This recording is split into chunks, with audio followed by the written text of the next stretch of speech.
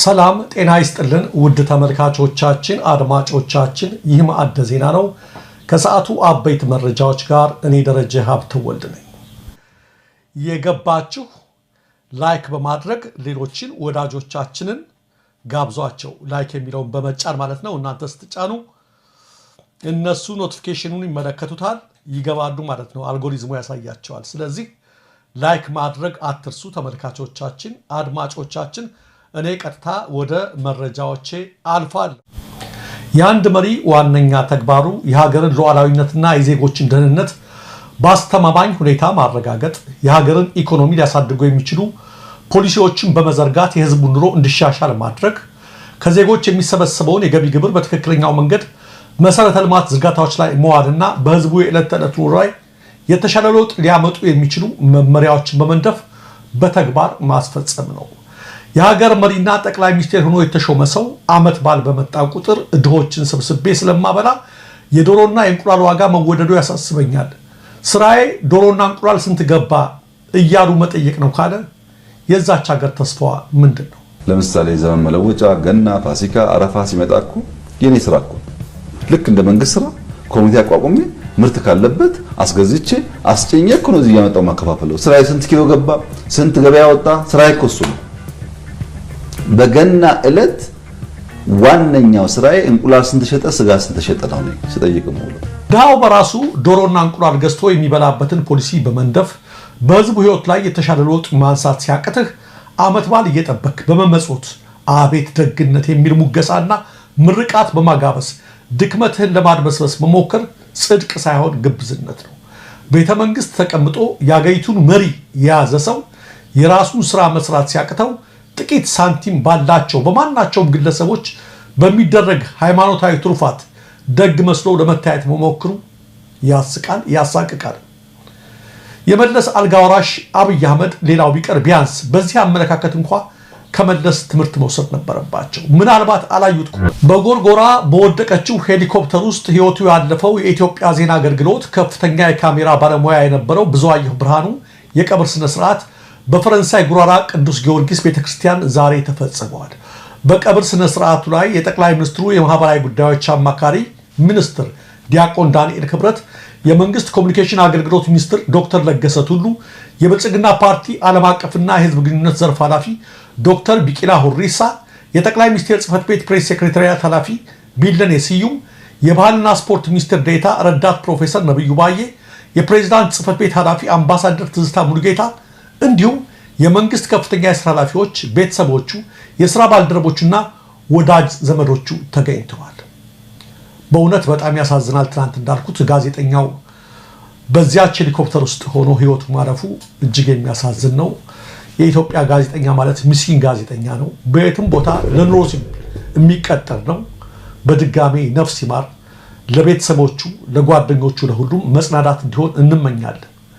ይህ በእንዲህ እንዳለ ግን ለምን ይህ ሁሉ ባለስልጣን በጋዜጠኛው ቀብር ላይ ተገኘ ብላችሁ ከጠየቃችሁ መልሱ ግልጽ ነው። ምክንያቱም ከነዚህ ሹመኞች መካከል የተወሰኑት ጎንደር ነበሩ። በዕለቱ እነ ዲያቆን ዳንኤል ክብረት ጎንደር ነበሩ። ሁሉንም ተመልክተናል። ስለዚህ ከሌሎች በተለየ መልኩ ጋዜጠኛው በበርካታ ባለስልጣናት ታጅቦ የተቀበረው ወይም የቀብር ስነስርዓቱ ላይ የተገኙት ያው በሄሊኮፕተሯ ውስጥ ስለነበረ ነው። መንግስት ስራ ሲሰራ ህይወቱ አለፈ ተብሎ ትናንት ተዘግቦ ነበር፣ አድበስብሰውት። ዛሬ ግን የተጠሩት ባለስልጣናት ከነዚህም በላይ ያሉ ባለስልጣናት በተገኙበት የቀብር ስነስርዓቱ ተፈጽሟል። በሄሊኮፕተሯ ውስጥ የነበረ መሆኑ የታወቀ የተረጋገጠ ነው። እነሱ ቢሸፍኑትም ሊሸፈን ስላልቻለ ማለት ነው ተመልካቾቻችን። ነገር ግን ከዚሁ ከጎርጎራ የወጣው መረጃ ይህ ብቻ አይደለም ተመልካቾቻችን አድማጮቻችን። ይህ በእንዲህ እንዳለ በጎርጎራ በወደቀችው ሄሊኮፕተር ውስጥ ጀነራል አያና ቱራ እንደነበሩበት የውስጥ ወታደራዊ ምንጮች ያደረሱን መረጃ ያመለክታል። በጎንደር ጎርጎራ በተከሰከሰችው ሄሊኮፕተር ውስጥ ሆነው ከፍተኛ ጉዳት ከደረሰባቸው ወታደራዊ አዛዦች መካከል አንዱ ጀነራል አያና ቱራ መሆናቸውን የጠቆሙት ወታደራዊ ምንጮቹ በአስቸኳይ ለሕክምና ወደ ጦር ኃይሎች ሆስፒታል ቢወሰዱም ሊተርፉ አልቻሉም ብለዋል። በጀነራሉ ቤት ባለው የለቅሶ ስነ ስርዓት ላይ ከፍተኛ ወታደራዊ ጀነራሎችና የብልጽግና ባለስልጣናት መገኘታቸውንም ምንጮቹ አክለው ገልጸውልናል። ከሰሜኑ ጦርነት ጀምሮ የመንግስት ቀኝ እጅና ታማኝ በመባል የሚጠሩት ጀነራል አያና ለጠቅላይ ሚኒስትሩ ካላቸው የግል ቅርበት አኳያ በቤተ መንግስት ውስጥ አድራጊና ፈጣሪ ነበሩ ሲሉ በቅርብ የሚያውቋቸው ይናገራሉ።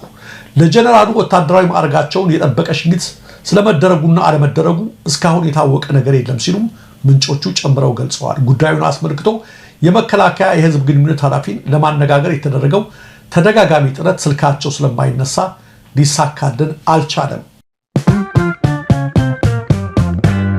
ተመልካቾቻችን፣ አድማጮቻችን እንግዲህ እያደር የምንሰማቸው ዜናዎች እንደሚኖሩ ከቀናት በፊት ነግሬያቸዋለሁ።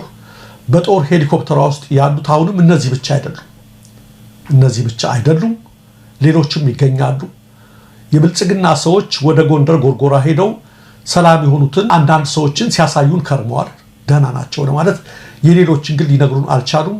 እንዲሁ የጋዜጠኛው እንደወጣ የጀነራል አያና እንደወጣ ሁሉ ደግሞ እያደር የሌሎችንም መረጃዎች እንሰማለን። ሁሌም ድብቅ የሆነ አገዛዝ ባለበት ሁኔታ ላይ ግልጽ አሰራር ባልሰፈነበት ስርዓት ውስጥ እንዲህ አይነት ነገሮች እንዲሁ እያደር ነው የሚወጡት።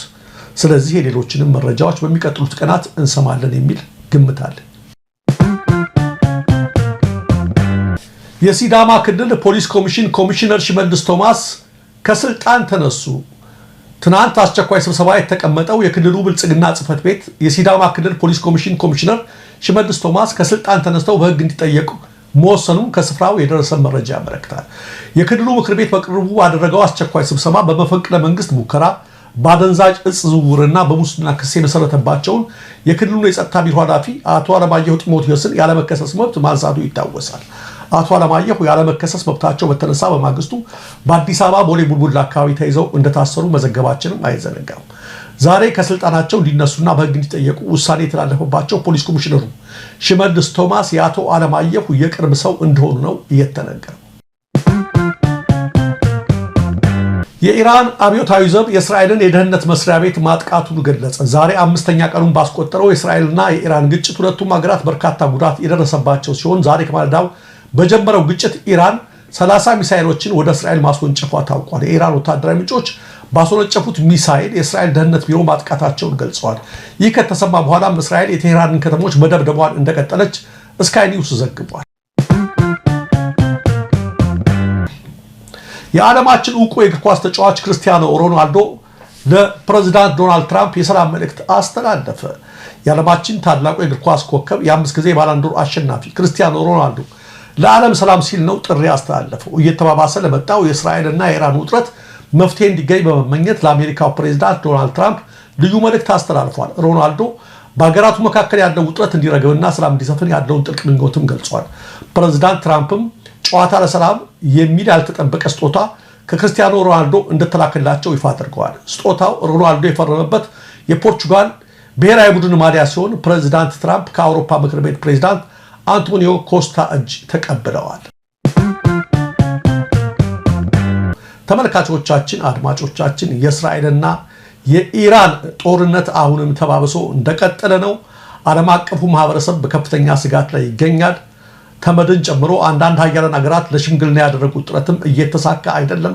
አሜሪካ ደግሞ በጦርነቱ ጣልቃ የምትገባ ይመስላል። የጦር መርከቦቿ ወደ ባህረ ሰላጤው እየተንቀሳቀሱ ይገኛሉ። በቀጣዮቹ ሰዓታት ወይም ቀናት ምን እንደሚፈጠር የታወቀ ነገር የለም። ሁሉንም እየተከታተልን ለማቅረብ እንሞክራለን።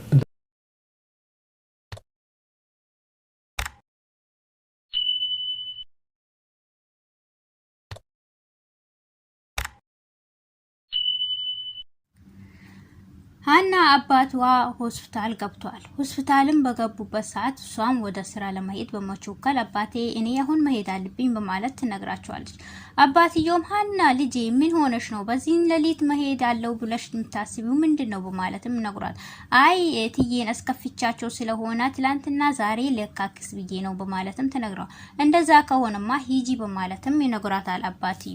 አባትየው ሐኪም ቤት አስቀምጣቸው እንግዲህ ሄዳለች። ሀሲር ይመጣል እሱ እንደውለታለው በማለትም አናግራቸዋለች። ሆኖም ግን እንግዲህ የነ ሰላም አባትም ከተፍ ብሏል። ሳይናገር ነበር የመጣው። እንግዲህ ሰላም ስታየው በጣም ደንግጣለች። ሆኖም ግን ሀናም ሳታሰበው ነበር ክፍሉን ገብቶ ሰርፕራይዝ እያላት ነበር። እሷም በጣም ድንጋጤ ደንግጣ እንዴ እኔ ስለመጣው ደስ አላለሽም? እኔም የመጣሁበት ሁኔታ እኮ በእነዚህ በልጆቹ ምክንያት ነው በማለትም አናግሯታል። በዛን ሰዓት እሷም ተናዳበታለች፣ ደስተኛም አይደለችም። እነ ሰላምም እንግዲህ ወደ ወክ ሄዶ ነበር። ሲመለሱ አባታቸውን ቤት ውስጥ አገኙት። በጣም ተደናግጦ አባ በማለትም ሰላም ባሉት። እነሱም እንዴት መጣህ በማለትም ይነግሩታል። እዚህ ቤት ሁሉ ምን ሆኖ ነው እንዴት መጣህ ይለኛል በማለት ይናገራል። መምጣቴ መጥፎ ነው ሲል አይ እንደዛ ማለት ሳይሆን ሳትናገር እንዴት መጣህ በማለትም ይናገሩታል ልጆቹ። እውነትም አንዳንድ አጋጣሚ ሆኖ አንድ ሰው ሳታስቡ ስታዩት የሚሰማችሁ ስሜት አስቡት። እሺ ሆኖም ግን እንግዲህ አባትዮ ሲገባ ልክ ሲያያት ሀናን ልጄ ብሎ በሰላም እንዴ 17 አመት እኮ ቀላል አይደለም በማለትም ቅፍ አድርጎ ሲሟት ይመስገን አባቴም ተቀበለኝ በማለትም ሀናም ደስተኛ ሆናለች። ነገር ግን እርግብ አይታችኋል። እርግብ ባየችበት ሰዓት በጣም ተናዳለች። አሰላሙ አለይኩም ወራህመቱላሂ ወበረካቱ። ሰላም ጤና ይስጥልኝ። የተወደዳችሁ የተከበራችሁ የቻናሌ ቤተሰቦች ሁላችሁንም አመሰግናለሁ። ቪዲዮውን ከወደዳችሁ ላይክ እና ሼር በማድረግ ጀምሩት እላችኋለሁኝ። እንግዲህ ላይክ ማድረጉን እንዳትረሱ እያልኩኝ ቤተሰቦቼ እና ደስተኛ ሆናለች። እንግዲህ ሀና አባት መምጣቱ እንግዲህ አባቴ ነው ተቀብሎኛል ብላ እሷም ደስተኛ ሆናለች። ሆኖም ግን ሜላት ግን በጣም ቀር ብሏታል፣ ደስተኛም አይደለችም። እንግዲህ እኔም የመጣሁት ስለ ልጆቹ እናውራ ነው። የትኛው ልጆች ሲል ለሁለቱ ልጆች እንግዳዎች ናቸው ሲል እሺ ብላ እናውራ ብሎ ወጣ ብለን እናውራ በማለትም ይጠይቃታል። እኔ መውጣት አልፈልግም፣ እዚህ ሆነን ማውራት እንችላለን በማለት ሁለቱም የተከራከሩ ነበር። ልጆቹም በዛን ሰዓት አይቷቸዋል። እሺ ይሁን ብሎ ሜላትን ወንድሟና ሁለቱም በመነጋገር እንግዲህ እኔ አባቴን ጉዳይ ይዛለሁ፣ አንቺ ደግሞ ሰላም የእናትሽን ጉዳይ ይይ በማለት ሁለቱም ተመካክሮ ይሄዳሉ። በዛን ሰዓት ደግሞ ሀናን ደግሞ በብዙ ነገር ትተናከላት አለች እርግብ። ምክንያቱም እዚህ ቤት ላይ እሷን ለማዋረድ ዝቅ ለማረግ ብዙ ነገር ለማረግ ትከታተላት አለች። ሆኖም ግን አልተሳካለትም። ሀናም ደግሞ ቦታ አልሰጣቻትም። ሆኖም ግን የሷንም ታሪክ በመውሰዷ ምንም በማለቷ አንቃም እንትን ለማረግ ሞክራለች። ብዙ ነገር ለማረግም ሞክራለች። ነገር ግን እሷ ምንም መስሎ አልታያትም። ሆኖም ግን እኔ እርግጠኛ ነኝ እኔ የዚህ ቤት ልጅ ነኝ በማለትም እሷ ያው ገንዘብ ልትበላ እንደመምጣቷም ተናግራለች። ነገር ግን ገንዘቡ ልትበላ የመጣችበት መንገድ ደግሞ አመጣጧ ደግሞ ሀናን ታሪክ ወስታ ለእሱን ታሪክ እንትን ለማለት ነበር። ነገር ግን እንግዲህ ይሄ ነገር ወዴት ይደርሳል? ዶክተሩም ላይ ተሰርቆበት እሱን ነገር ሁለቱም ተመካክሮ እንግዲህ ሀና እና እንትና ማለት የእርግብ አክስትና እርግብ ሁለቱም ተነጋግሮ እንግዲህ የዶክተሩንም እንትን አስለውጦታል። ዶክተሩም ግራ ገብቶታል። በነገራችን ላይ ግን ዋና ልጅ መሆኗን ያውቃል። ሀናም ራሷ ደግሞ ደሟን ጥንቃቄ አርጋ ጠንቀቅ አርጋ ታውቀዋለች። ሀናም እንግዲህ ለሰላም ደም ሰጥታት ነበር። ሆኖም ግን እርግብ ሄዳ ሰላም ላዋራሽ ፈልጋለሁ ስትላት ስለምንድን ነው የምታወሪ ስለ ሀና ብላት አዎ ሀና ደም ሰተኛለች በማለት ትነግራታለች። ሀና ደም መስጣቱ ብቻ ሳይሆን ደም መስጣት ብርቅ ነው ወይ ትላታለች። አራ ደም መስጣት ብቻ ሳይሆን የኔ ደም እንደቀላሉ አይገኝም ትላታለች።